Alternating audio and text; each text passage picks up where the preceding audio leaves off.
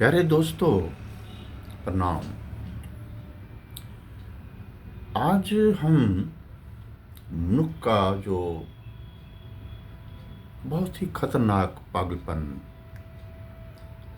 जो कि इस प्रेजेंट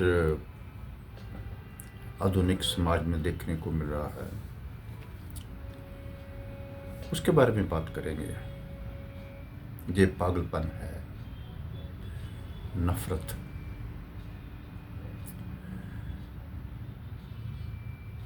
आप बोलेंगे कि ये नफरत तो हमारे जीवन का हिस्सा है, तो मैं इसको पागलपन बोल रहा हूं। ये कैसे पागलपन है? हैरानी की बात यह है कि ये जो हेट्रेड का, नफरत का, जिसको मैंने पागलपन बोला, इसका इतना बोलबाला है समाज में। ये सोशल मीडिया उठा लें, नफरत के सिवाय जहां कुछ भी नहीं। हम बात करते हैं प्यार की, हम बात करते हैं शांति की।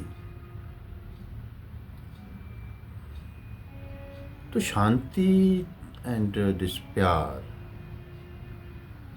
अगर हो जाए तो ये तो जीवन सेलिब्रेशन हो जाए।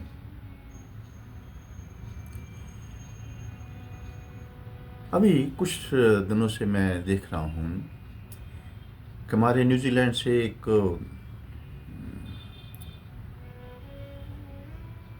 गंगानगर से वो जर्नलिस्ट हैं, पॉडकास्टर हैं, स्कॉलर हैं, जर्नलिस्ट हैं, बहुत इंटेलिजेंट व्यक्ति हैं, अरविंद सहारन। वो एक चैनल चलाते हैं, सरहद के उस पार नाम का उसका हेडिंग दिया हुआ है। सरहद के उस पार की वो बात करते हैं कि पाकिस्तान जो है, इसके साथ कैसे हमारी ये पीसफुल को एग्जिस्टेंस हो जाए, भारत के और पाकिस्तान के कैसे अच्छे संबंध हो जाएं। उनको मैं देख रहा हूं पिछले 2-3 साल से, जो उनकी जो एफर्ट है वो अभी वो मेरे ख्याल पाकिस्तान में है। वो पिछले दिनों में उनको मैं देख रहा हूं, अबाउट 10-20 दिन से वो पाकिस्तान में डिफरेंट टाइप ऑफ राइटर्स को, स्कॉलर्स को, जर्नलिस्ट को, पॉडकास्टर को एंड मीडिया के और पाकिस्तानी जो हैं उनके साथ वो बातचीत कर रहे हैं। अच्छा लगता है, उनकी बातचीत करने का जो सलीका है बहुत अच्छा है। बट पता नहीं राठौर के मन में बार बार ये क्यों आती है कि ये जो पाकिस्तान की होंद है, इसकी जो बेसिस है, जो बुनियाद है, वो हेटरेट है, नफरत है। सिंध बलोच पख्तून का तो मेरे को पता नहीं, उनको क्या, हम उनके कल्चर को, उनकी साइकोलॉजी को, लोगों को हम बहुत नहीं जानते। लेकिन जो हमारे पाकिस्तान का जो पंजाबी हिस्सा है, पंजाब का हिस्सा है, ये तो लोग, अरे हो सकता है कि भाई Rathore is a sufferer of this partition. मेरे कोई सब अनकॉन्शियस माइंड में ऐसी बात पड़ी हो कि मेरे जो एल्डर थे, बाप थे, दादा के भाई थे, उनके जो पुत्र थे, वो सभी वहाँ पाकिस्तान में, आई वुड से दैट अपनी होंद को बचाने के लिए, अपनी एग्जिस्टेंस के लिए वो वहाँ पे शहीद हो गए। बाद में मेरे को पता चला जब उसकी खोज की, वो जो हमारी हवेली थी चक नंबर 111/12 में, चीचा बतनी, मंटगोमरी डिस्ट्रिक्ट, जिसको आप आजकल साहिवाल बोलते हैं, उस हवेली में 5 फैमिलीज़ रहती हैं, 5 घर हैं। उन्होंने आपस में उसको हवेली को बाँट लिया और 5 के 5 वो किसान हैं, जट हैं, मुसलमान जट हैं। फिर मैंने और खोज की तो पता चला कि पाकिस्तान के पंजाब में कम से कम 4 करोड़ जट मुसलमान हैं।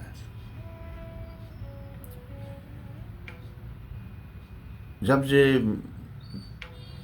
1910-11 में या 1905 के बाद बाहर को आबाद करने का सिलसिला अंग्रेज़ हुकूमत ने शुरू किया था, तो यहाँ पंजाब के दोआबा से, माझा से, हिमाचल से, कुछ डिस्ट्रिक्ट लुधियाना एंड मोगा से अंग्रेज़ हुकूमत ने बहुत सारे जाट किसानों को वहाँ लेकर इस्टेब्लिश किया, उनको ज़मीन अलॉट की एंड इन किसानों ने अपनी मेहनत करके और ज़मीनें बनाई। 30, 40, 50 साल बाद जब नया दौर आया, पार्टीशन हुई, तो ऐसा वर्ल्ड का 20th सेंचुरी का ट्रेजेडी हुई कि ऐसी ट्रेजेडी अभी हम बहुत सी वार्स चल रही हैं, लेकिन 1947 की जो पार्टीशन की ट्रेजेडी है, ऐसी ट्रेजेडी हिस्ट्री में बहुत रेयर देखने को मिलती है। मैं इसलिए नहीं बोल रहा कि मेरे परिवार के वहाँ शहीद हो गए, लाखों की तादाद में लोग शहीद हुए, करोड़ों की तादाद में लोग उजड़े, रिफ्यूजी हुए, बर्बाद हुए। कई लोग तो अभी तक भी रिफ्यूजी कैंपों में बैठे हैं। कैसे उजाड़ा हुआ, कितना उजाड़ा हुआ। हो सकता है कि मेरे अनकॉन्शियस माइंड में इस चीज का हो कि भाई मेरे परिवार ने उजाड़ा देखा, एंड जब कभी भी कोई पाकिस्तान की बात होती है, पाकिस्तान पंजाब की बात होती है, उन लोगों की बात होती है जैसे कि ये अरविंद साहब कर रहे हैं, तो मैं चुप कर जाता हूँ, सोचने लगता हूँ कि क्या बात हुई, वो कौन सा पागलपन है जिसके कारण ये सब बर्बादी हुई। फिर देखता हूं कि कारण और तो कुछ नहीं, नफरत। मनुष्य के इस स्वभाव को मैं तो पागलपन मानता हूं। चाहे वो दुनिया के जिस हिस्से में भी कोई व्यक्ति दूसरे के प्रति नफरत से भरा है, नो डाउट कि नफरत की बुनियाद ईर्खा होती है। ईर्खा क्यों होती है दूसरे के प्रति? एक इन्फीरियरिटी कॉम्प्लेक्स, हीन भावना। मनुष्य की जो हीन भावना है, टोटल जो समाज की क्रियाशीलता अगर हम देखें, हीन भावना मनुष्य को कहीं का भी नहीं रहने देती। हम आम लेते रहते हैं जो एलिमेंट्स हैं, 9 एलिमेंट्स, उनमें जो मोस्ट डेंजरस जो एलिमेंट है दैट इज हंकार, that is egoism. And modern psychology बोलती है कि ये जो हंकार है, ये जो ईगोइज्म है, it is a by product of inferiority complexes. मनुष्य की जो हीन भावना है, उसको पूरा करने के लिए इंसान कुछ भी करने को तैयार है। वो जो करता है हीन भावना को मिटाने के लिए, वो हंकार बन जाता है। सो ये ईर्खा है, इन्फीरियरिटी कॉम्प्लेक्स है, हीन भावना है, ये मदर है, बेसिक फैक्टर्स ने जो कि हेट्रेड को, नफरत को जन्म देते हैं।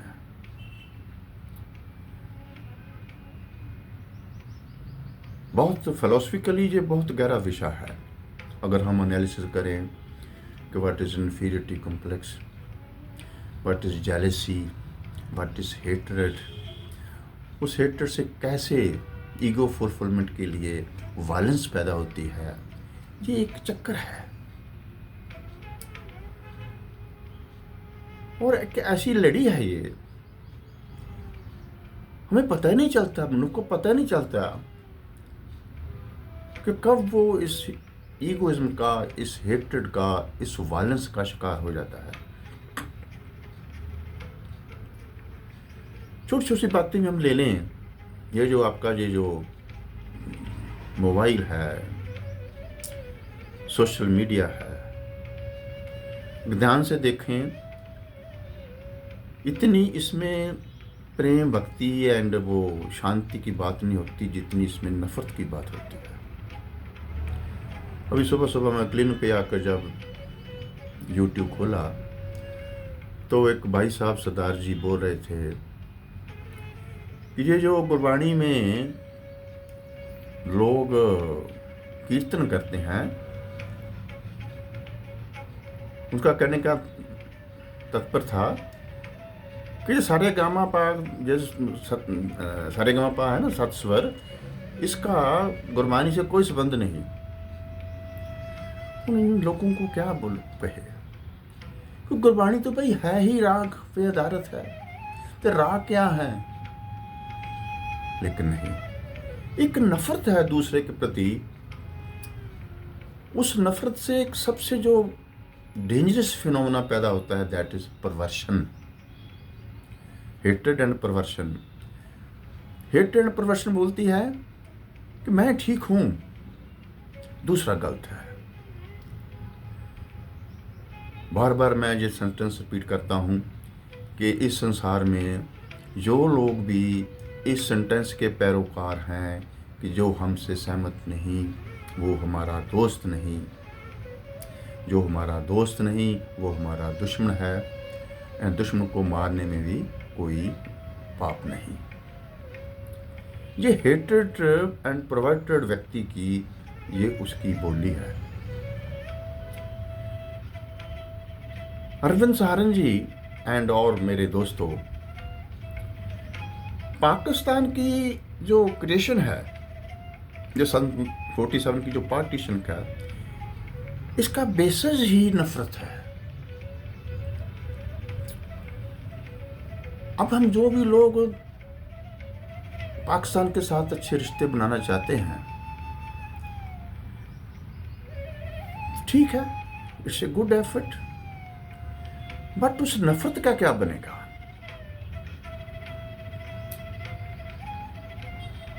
वो नफरत की गहराई में जाइए।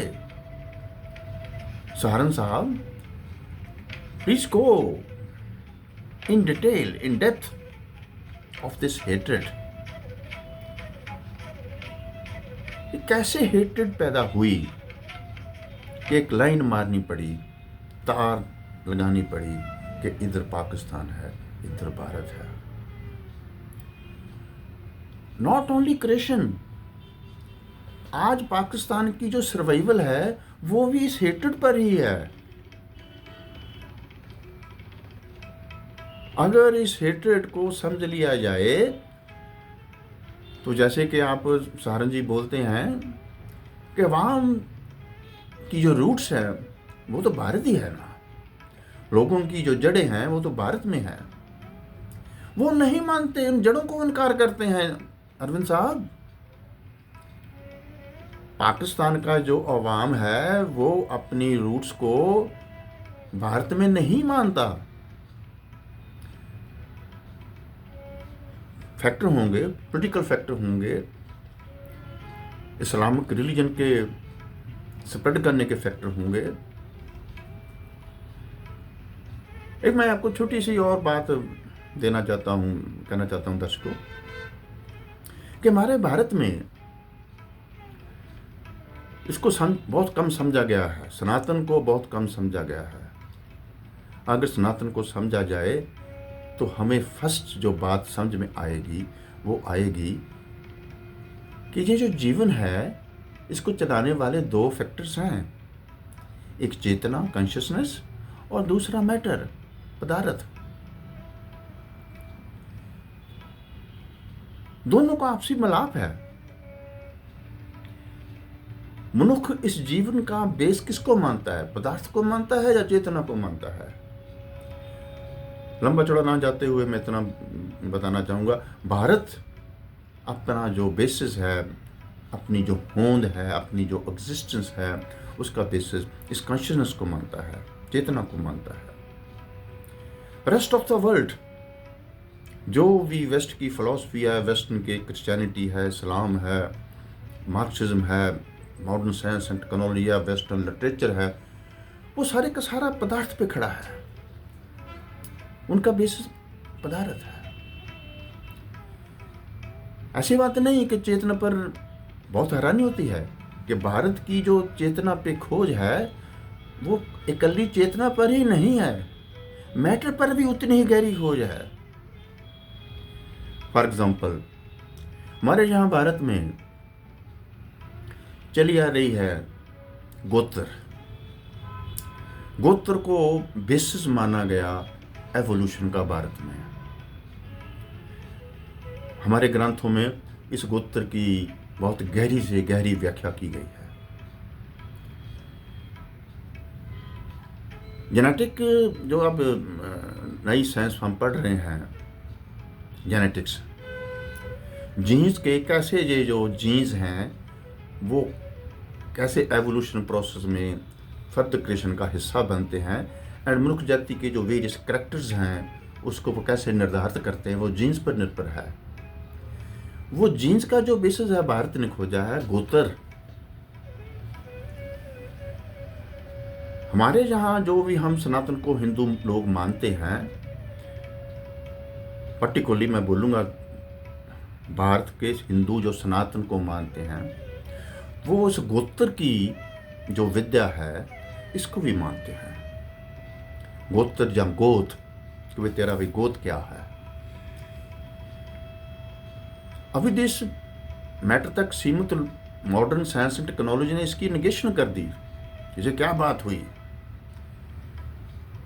लेकिन अगर हम इस गोत्र की साइंस में जाएं तो हमारे यहाँ पे है कि अगर जब हम लड़के लड़की का रिश्ता यहाँ पे करते थे, अभी कोई लोग मानते हैं, वो देखते थे कि वे लड़के और लड़की के नाना नानी, उसके बाप दादा, उनके परदादा, उनके परनानी परनाना, वो कौन से गोत्र के हैं।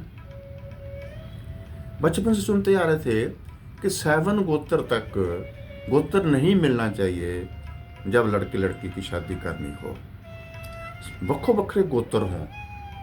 तो जेनेटिकली जो एवोल्यूशन है, क्रिएशन है मनुष्य की, वो ज़्यादा इंटेलिजेंट होगी, उसके पास सोचने शक्ति और उसके पास भाव शक्ति दूसरे कंपैरेटिवली बेटर होगी। लेकिन जब से ये western culture, science, technology, Islam and Christianity आए हैं, बहुत हैरानी की बात है कि अपनी बहन से शादी, मासी की लड़की, बुआ की लड़की, चाचे की लड़की, ताए की लड़की, मामे की लड़की या लड़के, मुसलमानों में इनकी शादी की जाती है। मेरा एनालिसिस ये है कि ये जो शादी है, again it is a very calculated चाल, स्ट्रेटजी है। ये प्रवर्शन का बेसिस है। ये बहन से शादी ये जो इस्लाम में होती है, it is not less than the animal psychology. Animal को नहीं पता कि ये मेरी भाई है, कि ये मेरी बहन है। और ये हम सनातनी 7 जनरेशन की बात करते हैं, वो उसकी नेगेशन करते हैं। इतने परवर्टेड लोग पैदा होते हैं, इतने साइकोलॉजिकली सिक लोग पैदा हुए इससे, इतने एनाटॉमिकली डिजीज लोग पैदा हुए, दोनों तरफ से, psychologically sick and physically sick.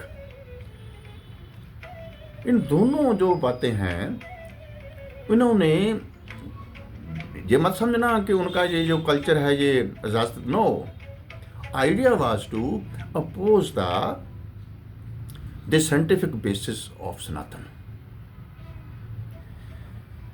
And Bharat के जिस जिस हिस्से में इस्लामिक कल्चर का इन्फ्लुएंस बढ़ा, वहाँ भारत में भी ये करते हैं बहनों से शादी। कुछ साउथ में है, कुछ हमारे पंजाब में गुजरावाड़ा सियालकोट के इधर के जो हिंदू लोग थे वो भी अभी भी करते हैं अपनी मासी की लड़की से, चाचे की लड़की, मामे की लड़की से शादी। ये एक परवर्शन है, एक साइंटिफिकली एक चीज को निगेट कर दिया। मैं इस चीज को भी इस्लामिक वर्ल्ड की दूसरे के प्रति नफरत लेता हूं। ये जो इनकी जो कल्चर में जो परंपरा चली आ रही है, it is out of hatred towards Sanatan. तो भाई ये कैसे खत्म हो मसला? जो हम जो इस वक्त भी जो भी हमारी पॉलिटिकल सुपरस्ट्रक्चर है, भारत की सरकार है, कुछ लोग बोलते होंगे अखंड भारत, लेकिन जो जो हमारे सनातन के वो वर्ग जो चैतन्य को आधार मानते हैं, वो बोलते हैं यहाँ तक राम चैतन्य जाएगी, वो कहीं भी हो, वो हमारा सनातनी है। लेकिन इस्लाम जो है वो किसी चीज को एक्सेप्ट ही नहीं करता। वो तो एक चीज मानता है कि जो हमसे सहमत नहीं वो काफिर है, उसको मार दो।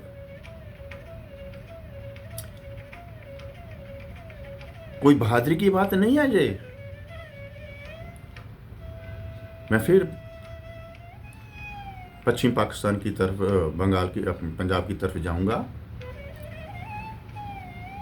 कि वहां की जो सबसे ज्यादा आबादी है पंजाब की, वो जटों की है, मुसलमान जट्स जिनको चौधरी बोलते हैं वो। एंड वो सारे के सारे कुछ पिछले 1000 साल में कन्वर्ट हुए, कुछ पिछले 100 साल में कन्वर्ट हुए, कुछ सन 47 में कन्वर्ट हुए। क्यों कन्वर्ट हुए? लालच एंड डर। कन्वर्शन द बेस जो है वो डर एंड लालच होता है।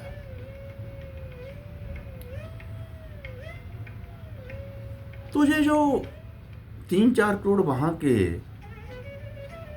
पाकिस्तान पंजाब के जट्स हैं, मैं तो उनसे बात करना चाहता हूं कि आपने ये कन्वर्शन किस डर से की? किस डर से आप मुसलमान बन गए? कौन सा लालच था कि आप मुसलमान बन गए? और मुसलमान बनकर जो अपनी रूट्स थी इन एवरी स्फीयर, उसको काटने की कोशिश की। अरे भाई, यहां भी आप अपनी रूट से टूट जाओगे तो सूख जाओगे। दरख्त की रूट काट दी जाए, बहुत देर वो जीवित नहीं रहता, सूख जाता है।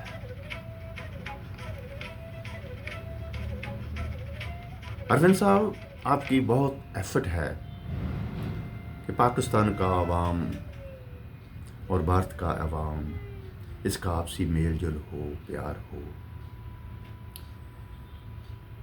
लेकिन जो नफरत की दीवारें हैं, चाहे पाकिस्तान के